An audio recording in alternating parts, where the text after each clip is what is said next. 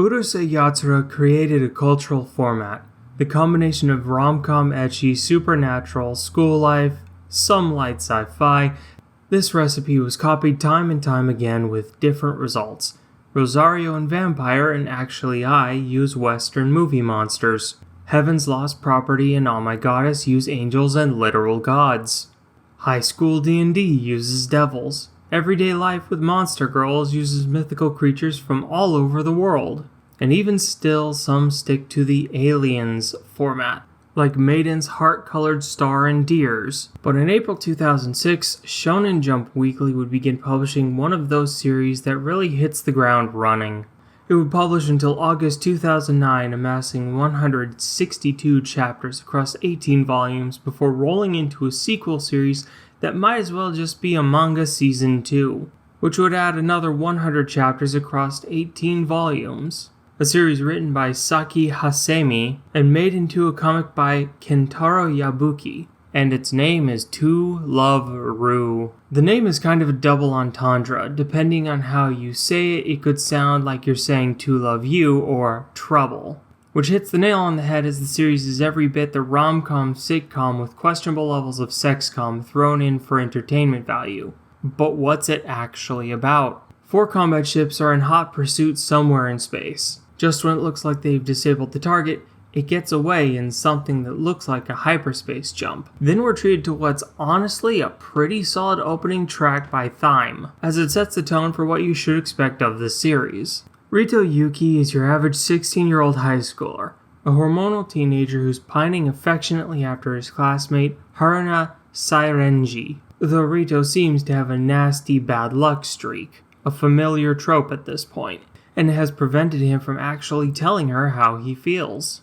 He finally gets the chance but flubs it, and right as he's about to turn it around, his spaceship nearly turns him into a puddle, just barely missing him in its crash. He returns home to his sister Mikan, wandering right past her and to his room. My boy is down bad. He's being mocked by his friends on the phone, then hits the bath. And of course the big plot driver will happen when the male MC is bare-ass naked for comedic effect. At the same time as something else falls from the sky and impacts the city, the bathtub begins to bubble and spark before its own explosion, which reveals Rito to also have the Lucky Lecher perk, as his hands are now firmly on the chesticles of a pink-haired girl who emerged from the water explosion, also naked.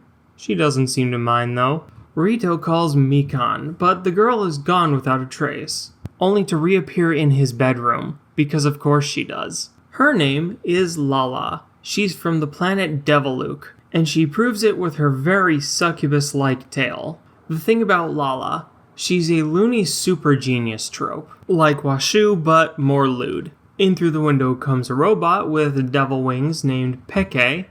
He was made by Lala. One lewd magical girl transformation later, and the naked princess is no longer naked. Also, she's a princess. And this all happened just in time for her pursuers to catch up. When Rito finally acts, we see he's actually kind of athletic. He leads the escape out the window and across the neighborhood rooftops. Cornered in a public park with a massive spaceship overhead, down came a Zastin.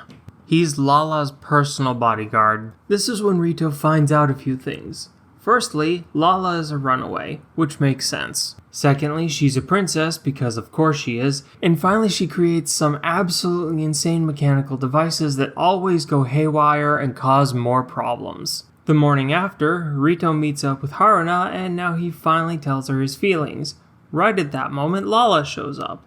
Lala, assuming Rito was talking to her, says his feelings are mutual and agrees to date him, and even suggests marriage. The following day, Rito wakes up with Lala in his bed, and of course, she's naked.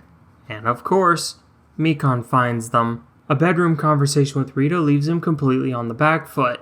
Zacian makes the scene again, and everything is explained to us in a very convenient for the story way. Kinda makes me wish I could move to the planet Deviluk, where courtship starts with grope and some tatas. Mikan pushes the story forward by telling Rito to get his butt to school before he's late. And now at school, there's something obviously going on between Rito and Haruna now. And of course she had to show up eventually. Lala is in the school looking for Rito. Her curiosity led her to see what school is, and now the whole of the student body knows about her, and that she's with Rito. Some light chaos, then Rito and Lala are teleported into a locker in the girls' locker room. Naked. Again.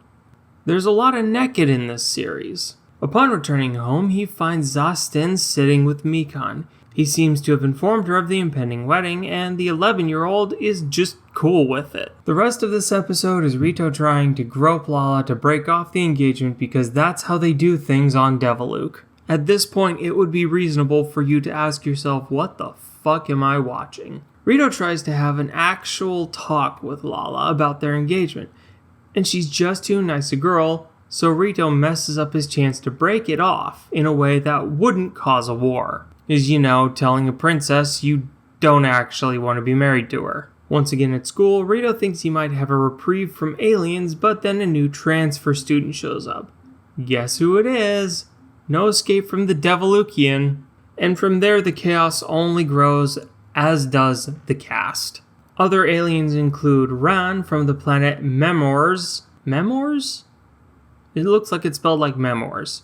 Run likes Rito and switches between male and female upon sneezing. Her male counterpart, Ren, is madly in love with Lala. Golden Darkness, a Kudere character who is a genetically engineered assassin from space hired by one of Lala's other suitors to kill Rito. Of course she fails, but also becomes best friends with Mikan. Yui Kotegawa, the school's morality police. At least she's a normal human. Kyoko Kirisaki, a half-alien and famous idol who can spit fire. Ryoko Mikado, school nurse, and also an alien. Saki Tenjoin, the arrogant, self-proclaimed queen bee of the school who's constantly in a one-sided competition against Lala for popularity, and her followers, Rin Kujo and Aya Fujisaki, amongst many more, including Lala's dad, Gid Lucian Deviluke, and Lala's younger twin sisters, Nana and Momo. To which Nana is a hard antagonist to Rito, while Momo is somewhere between he's fun to mess with and let's build Rito a literal harem.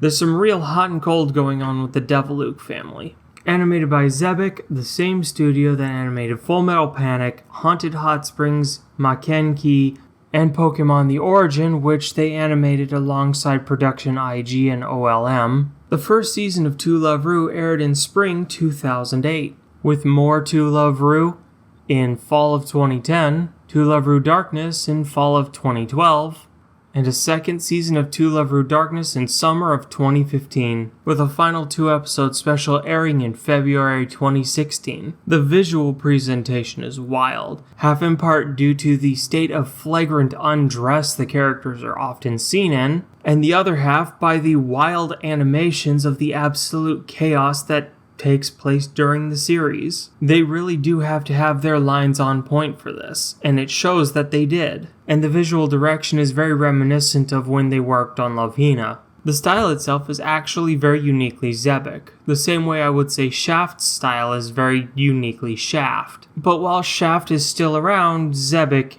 isn't. I think in one of my previous videos I said Xebec was absorbed by JC Staff. Well, I was incorrect or misremembering or something, because it wasn't JC Staff that majority absorbed the staff of Xebec, it was Production IG, and they did so in 2019, as the studio was sold to Sunrise and consolidated into Production IG. Hopefully those animators are still around, because they did damn good work at Xebec. The tone of the series is very much so teen sex comedy, with an emphasis on teen, and the levels of nudity I don't think are possible anymore. At least not without a substantial rise in age rating.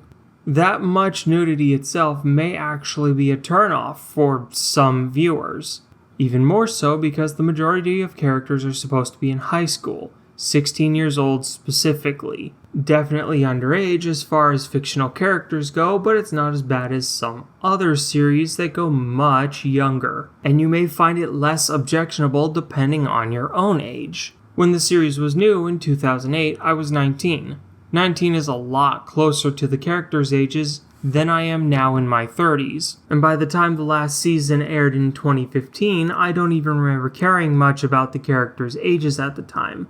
I want to say it was because I was only 24, but to speak real, it aired in the same year and the same season as Everyday Life with Monster Girls, and I'm not even going to try and pretend I don't have some serious bias for that series. Because I do. I have some serious bias for Oyakado. Also, the series has its own potentially non-C gag characters, so if you're identifying with him, then you probably need to visit Chippy's mobile sexual dysfunction correction clinic. These characters aren't real, it's supposed to be entertainment, just don't goon do it and you'll be fine. But that same downside of a high school setting also offers a pretty decent upside for the storytelling perspective of the series. An easy catalog of places, events, and teenage situations to work into comedic or dramatic effect with or without aliens. And that's all before all of the referential humor and gags because the show is supposed to be a comedy.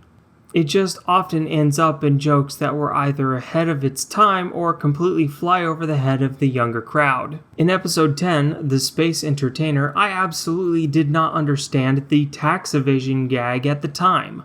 In episode 17, The Ghost of the Old School, there's an alien drag queen cabaret, which makes more sense when you understand Japan's history of 80s cabarets. And episode 18, Saruyama the Gift, with a race of giant space cats and their ethical non-monogamy gag.